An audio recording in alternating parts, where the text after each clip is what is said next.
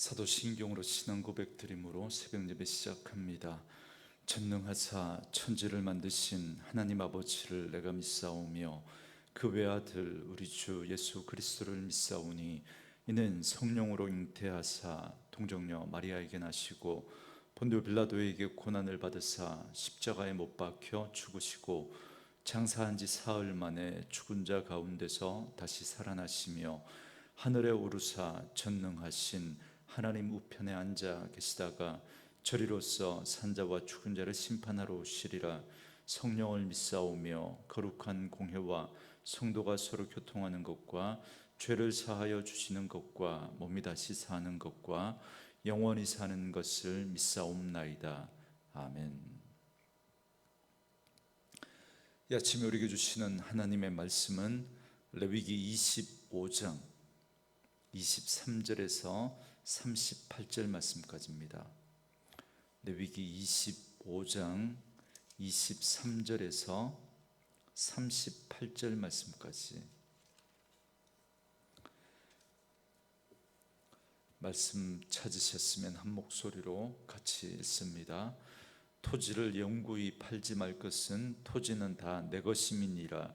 너희는 거류민이요 동거하는 자로서 나와 함께 있느니라. 너희 기업의 온 땅에서 그 토지 무르기를 허락할지니 만일 네 형제가 가난하여 그의 기업 중에서 얼마를 팔았으면 그에게 가까운 기업 물을 자가 와서 그의 형제가 판 것을 물을 것이요 만일 그것을 물을 사람이 없고 자기가 부유하게 되어 물을 힘이 있으면 그 판 해를 계수하여 그 남은 값을 산자에게 주고 자기의 소유지로 돌릴 것이니라. 그러나 자기가 물을 힘이 없으면 그 판 것에 희년에 이르기까지 산자의 손에 있다가 희년에 이르러 돌아올지니 그것이 곧 그의 기업으로 돌아갈 것이니라. 성벽 있는 성 내의 가옥을 팔았으면 판지 만 1년 안에는 물을 수 있나니 곧 그 기한 안에 물으려니와 1년 안에 물으지 못하면 그 성 안의 가옥은 산자의 소유로 확정되어 대대로 영구히 그에게 속하고 희년에라도 돌려보내지 아니할 것이니라. 그러나 성벽이 둘리지 아니한 촌락의 가옥은 나라의 전토와 같이 물로 주기도 할 것이요 희년에 돌려보내기도 할 것이니라. 레위 족속의 성읍 곧 그들의 소유의 성읍의 가옥은 레위 사람이 언제든지 물을 수 있으나 만일 레위 사람이 물으지 아니하면 그의 소유 성읍의 판 가옥은 희년에 돌려보낼지니 이는 레위 사람의 성읍의 가옥은 이스라엘 자손 중에서 받은 그들의 기업이 됨이니라. 그러나 그들의 성읍 주위에 있는 들판은 그들의 영원한 소유지이니 팔지 못할지니라. 네 형제가 가난하게 되어 빈손으로 네 곁에 있거든 너는 그를 도와 거류민이나 동거인처럼 너와 함께 생활하게 하되 너는 그에게 이자를 받지 말고 네 하나님을 경외하여 네 형제로 너와 함께 생활하게 할 것인즉 너는 그에게 이자를 위하여 돈을 구워주지 말고 이익을 위하여 네 양식을 구워주지 말라. 나는 너희의 하나님이 되며 또 가나안 땅을 너희에게 주려고 애굽 땅에서 너희를 인도하여 낸 너희의 하나님 여호와이니라. 아멘. 오늘은 함께 읽으신 레위기 25장 23절에서 38절 말씀을 중심으로 땅의 주인과 임시 거주자라는 제목의 말씀으로 잠시 은혜를 나누겠습니다. 레위기를 통해서 하나님은 내가 거룩하니 너희도 거룩하라 명령하십니다. 왜냐하면 거룩하신 하나님이 이스라엘을 선택하시고 그들이 다른 이방 백성들과는 다른 하나님의 백성답게 살아가기를 원하셨기 때문에 그렇습니다. 그래서 하나님은 그들이 구별된 거룩한 존재임을 확인시켜 주시기 위해서 할례를 행하게 하셨습니다. 남자아이의 생식기 표피의 일부를 베어내는 할례를 통해서 이스라엘은 택하신 거룩한 선민임을 확증해 주시는 증표를 몸에 지니고 살게 하셨습니다. 이렇게 하나님은 이스라엘 백성을 거룩한 백성으로 구별해 주셨을 뿐만 아니라 일주일 중에 하루라는 날을 다른 날과 구별하셨습니다. 그래서 6일 동안 열심히 일하고 7일째 되는 날 안식하라고 명령하심으로써 일주일의 하루를 성일로 선포하셨습니다. 그렇기 때문에 거룩하신 하나님이 거룩한 백성을 위해서 거룩하게 구별한 날이 바로 안식일입니다. 그럴 뿐만 아니라 거룩하신 하나님이 7년 중에 한 해를 거룩한 해로 구별하셔서 안식년을 지키게 하십니다. 그리고 이 안식년이 7번 지난 그 다음 해, 그러니까 50년 되는 해를 거룩하게 구별해서 희년으로 또 지키게 하십니다. 어제 본문에 보면 이 안식년과 희년에 대해서 자세하게 설명을 하고 있는데요, 1절부터 7절에 보시면 6년 동안은 밭에 포도를 심거나 파종을 하여서 열매를 거둘 수 있지만 7년째 되는 해는 안식년이므로 포도 농사나 다른 농사를 지을 수 없고 열매를 거둘 수 없다고 말씀하십니다.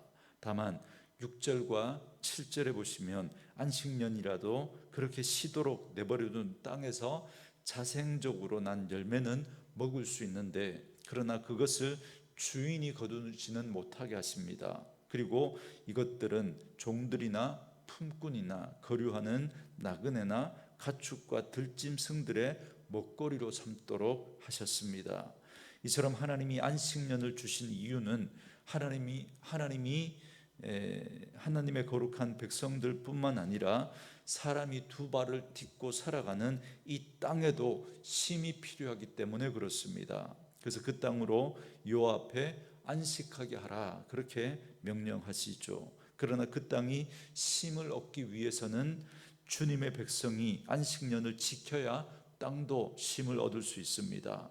그래야 땅이 식물을 자라게 하는 힘을 다시 회복할 수 있습니다. 그러므로 하나님의 명령에 우리가 순종하는 것은 사람에게도 안식을 주시고 그 사람이 살아가는 땅에도 안식을 주시는 겁니다. 그래서 하나님의 명령에 순종하는 것은 그 명령을 지키는 사람에게도 복이 되고, 그리고 그 사람이 살아가는 환경과 자연, 그리고 주변 사람들에게까지도 복이 되게 하시는 것입니다. 저는 말씀으로 이 하루를 시작하는 저와 여러분에게 이 은혜가 있기를 원합니다. 우리가 하나님의 명령에 순종하여 살아감으로 말미암아 먼저 우리가 하나님 앞에 복을 받고, 우리로 말미암아 우리 주변에 있는 자연과 환경과 주변에 있는 이웃과 사람들까지 복을 받는 그런 은혜가 있기를 원하고, 그래서 그 복이 우리를 통해서 주변에 흘러감으로 말미암아 하나님이 또한 이를 보시고 기뻐하시는 그런 은혜가 저와 여러분들에게 있기를 주님의 이름으로 축원합니다. 그런데 우리가 안식년을 지키려고 하면 반드시 제기되는 질문이 있습니다. 안식년에는 무엇을 먹고 살 것인가? 6년 동안 열심히 일하고 농사지어 열매와 곡식을 먹었는데 농사 짓지 않는 7째 해, 그리고 7째 해인 그 안식년에는 무엇을 먹을 것인가 라고 하는 것이죠.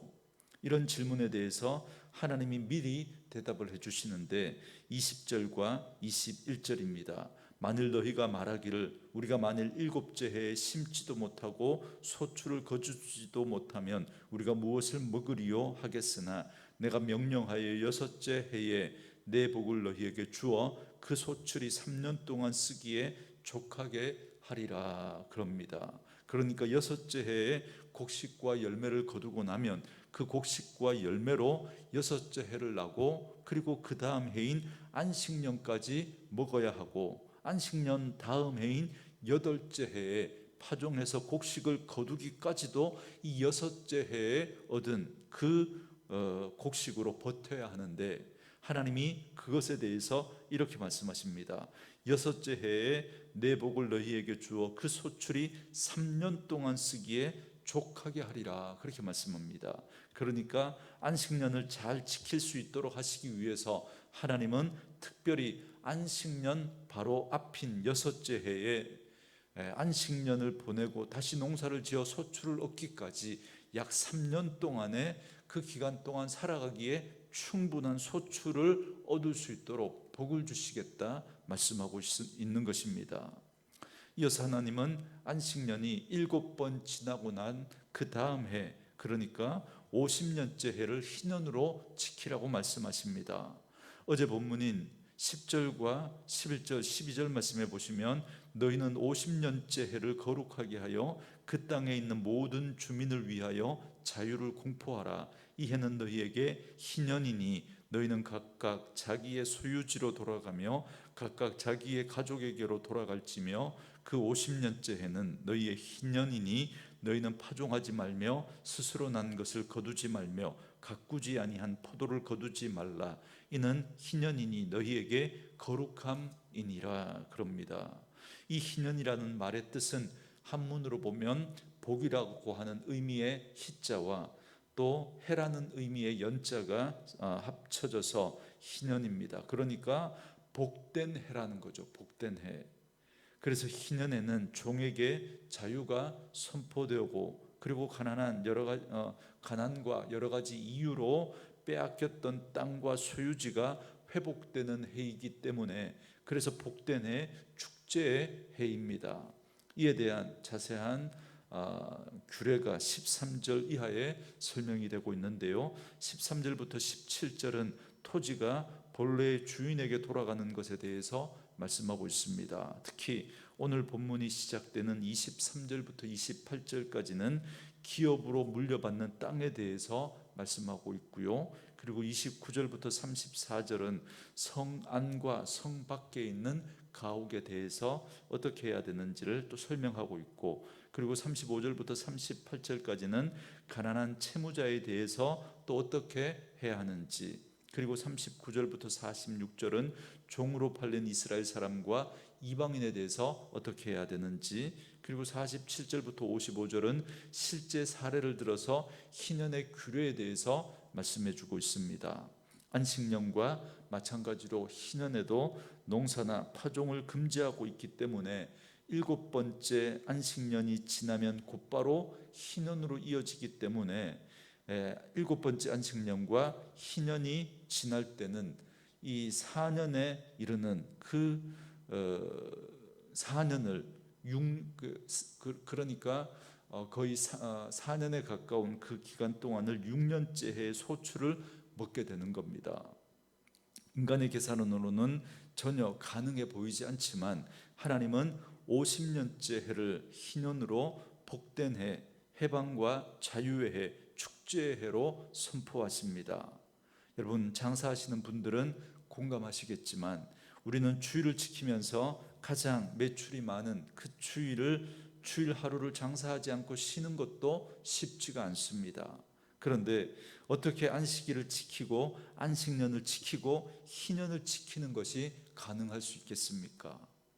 이건 하나님에 대한 믿음이 아니고는 불가능합니다. 이것이 가능한 이유는 무에서 유로 창조하시는 그 하나님의 공급하심을 믿는 믿음이 있어야 가능합니다. 그리고 하나님은 희년을 통해서 이스라엘의 모든 소유가 하나님에게 있다라는 걸 알게 하십니다. 개인의 자산에 있어서 가장 중요할 수 있다고 하는 그 토지와 가옥의 주인은 엄연히 하나님이시다라는 걸 고백하게 하십니다. 그 고백으로 희년이 되면 그동안 모든 채무를 없는 것으로 하십니다. 당연히 토지나 가옥도 그 대상이 됩니다. 흉년이나 가난으로 인해서 하나님께서 주신 기업인 토지를 팔거나 가옥을 처분하게 되면 그 기업을 물을 자가 대신 변제하고 돌려주게 하십니다. 그런데 그렇게 기업을 물을 자가 없는 상황에 있는 분들도 있을 수 있습니다. 29절 이하에 보면 이런 경우에는 성 안과 성 밖의 가옥이 구분됩니다. 성 안의 가옥을 물을 자가 없으면 그대로 산자의 소유가 됩니다. 그러나 성 밖의 가옥은 희년이 되면 조건 없이 가옥을 돌려주라고 하십니다. 자신의 기업을 팔았던 자가 형편이 좋아지면 당연히 자신의 채무를 돌려받을 수 있습니다. 그러나 변제할 능력이 되지 않는 자에게는 거저 돌려주라고 하십니다. 이렇게 하심으로 되돌려 받는 자는 그 은혜를 생각하게 될 것입니다. 그리고 또 거저 돌려 주어야 하는 자는 하나님의 소유권을 생각하게 될 것입니다. 여러분, 이건 세상에서는 도무지 이해할 수 없는 그런 일일 수밖에 없습니다. 하지만 세계의 모든 것을 하나님께서 창조하셨고 가나안 땅을 주신 분도 하나님이심을 알고 그 가나안 땅도 하나님이 주셨다라고 하는 그 사실을 믿는다면, 그래서 그 소유권이 하나님에게 있다라는 사실을 인정하고 믿는 사람이라면 이 하나님의 명령은 여러분 당연한 명령일 수밖에 없습니다. 한편 여러분 32절 이하에 보면 레위인들에 대해서도 말씀하고 있는데요, 레위인들은 처음부터 지파에게 주어진 기업이 없는 이 레위 지파에게는 처음부터 기업으로 준 게 없었던 사람들이죠. 오직 하나님을 기업으로 삼고 살아가야 했던 사람들입니다. 그러나 하나님께서 특별히 지정하신 각 지파 속에 48개 성읍에서 토지와 가옥을 소유할 수 있었습니다. 이때 어떤 이유로 자신의 가옥을 처분하게 될 경우에는 언제든지 다시 물을 수 있습니다. 그러나 무르지 않는 가옥은 희년이 되면 그 규례대로 거저 돌려받게 됩니다. 단 레위인의 성읍 안팎 주변에 있는 들판은 매매의 대상이 아닙니다. 왜냐하면 이곳은 하나님께서 친히 지정한 레위인의 땅이기도 하고 하나님께 바쳐진 가축들을 목축하는 곳이기도 하기 때문에 이 땅은 매매하지 못하도록 하셨습니다. 이스라엘 백성들은 이런 희년의 제도를 통해서 깨닫는 중요한 사실이 있습니다. 비록 세상에는 빈부의 차이가 존재하지만 그것에 묶일 필요가 없다는 것 사실입니다. 어려움을 당하는 자들도 어려움을 주시는 하나님의 뜻을 헤아릴 필요가 있습니다. 이때 함께하는 그 공동체의 형제들은 서로를 바라볼 때 서로의 관점에서 그 세상의 관점에서 그들을 바라봐서는 안 됩니다.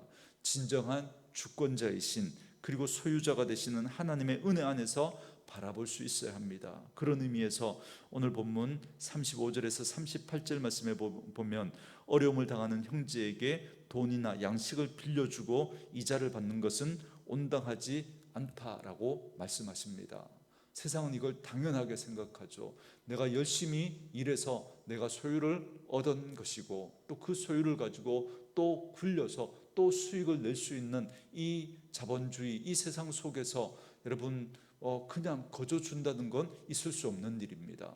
그리고 가지지 못한 자는 어쩌면 세상의 낙오자로 또 게으르고 또 세상에 제대로 적응하지 못하고 또 열심히 자기네 삶을 살지 못한 자로 그렇게 낙인을 찍어버릴 수 있습니다. 그러나 오늘 성경은 그런 관점으로 그들을 바라보지 말라고 말씀하시고 그들을 대할 때도 그들에게 세상의 관점으로 그렇게 대하지 말라고 말씀하십니다.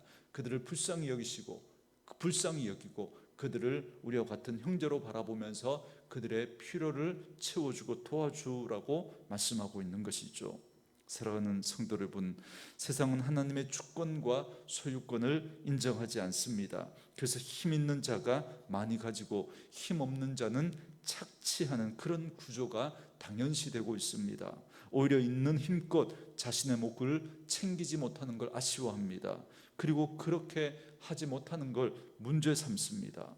그런 세상에서 우리가 살아가면서 하나님의 주권과 하나님의 소유권을 인정하고 하나님께서 정하신 한계를 인정하고 돌려줄 것을 돌려주는 것은 구별된 삶의 모습이라고 할 수 있습니다.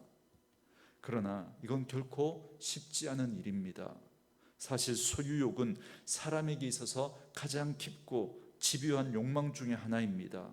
하나님의 소유권을 인정하지 않는다면 절대 그렇게 할 수 없습니다. 그렇기 때문에 그 소유권을 하나님께 두고 살아간다는 건 세상은 이해할 수 없는 일입니다. 오직 하나님께만 진정한 만족이 있다는 사실을 아는 사람만 여러분 그 말씀에 순종할 수 있습니다. 저는 말씀으로 이 하루를 시작하는 저와 여러분에게 우리의 모든 소유권이 주님에게 있음을 고백하고 그리고 우리는 그것을 맡아 관리하는 청직이라는 사실을 우리는 분명히 인정하고 오늘도 예수 그리스도 안에서 참된 만족을 누리며 살아가는 그래서 오늘도 그 하나님의 말씀에 순종하고 살아가는 저와 여러분 되어줄 수 있기를 주의 이름으로 축원합니다. 오늘도 주신 말씀 묵상하시면서 이 찬양 함께 들으시며 기도하는 시간 갖겠습니다.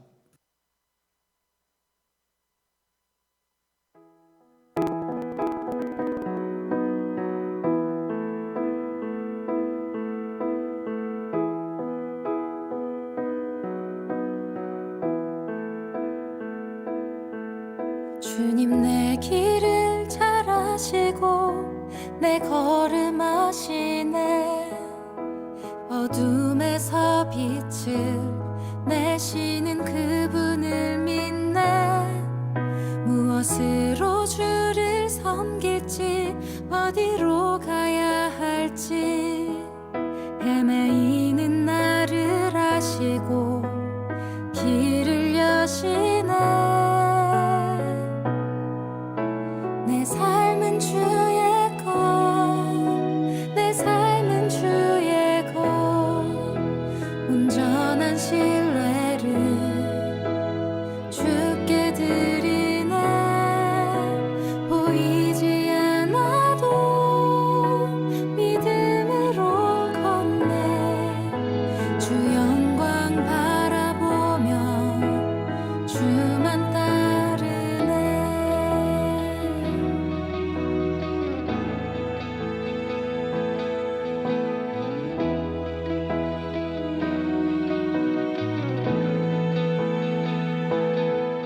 주님 내 길을 잘 아시고 내 걸음 아시네.